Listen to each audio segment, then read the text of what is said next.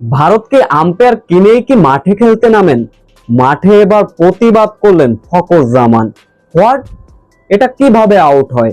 এবার ভারত পাকিস্তান ম্যাচে আবারও তুল কালাম, বিতর্কিত ক্যাচ আউট, যা রীতিমতো প্রতিবাদ করে ড্রেসিং রুমে একই বললেন ফখর জামান।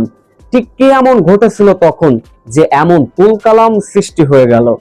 বিস্তারিত জানতে ভিডিওটি না টেনে সম্পূর্ণ দেখার অনুরোধ রইল। এশিয়া কাপের সুপার ফোরে মুখোমুখি দুই চির প্রতিদ্বন্দ্বী ভারত পাকিস্তান। কথার লড়াই তো থাকবেই, মাঠে আবার একটু কিছু হলেই নানান ধরনের সমালোচনা। ইনিংসের দ্বিতীয়তম ওভারের তৃতীয় বলের ঘটনা। ওই বলটা বোলিং করলেন হার্দিক পান্ডিয়া।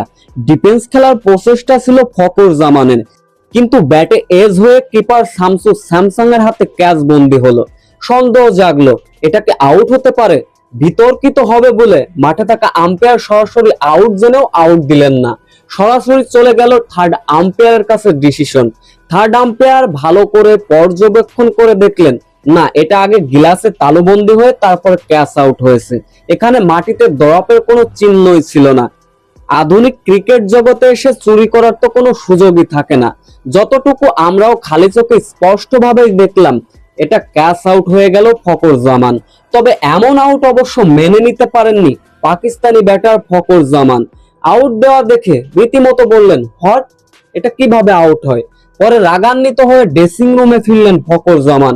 কতটা বিরক্ত থার্ড আম্পায়ারের উপর তার চোখে মুখে ছিল স্পষ্ট ছাপ। সো ভিউয়ার্স, এটা আপনাদের কাছে দেখে কি মনে হচ্ছে? এটা কি সত্যি আউট হয়েছিল নাকি আউট হয়নি? এ বিষয়ে অবশ্যই আপনাদের মূল্যবান কমেন্টটি করে যাবেন।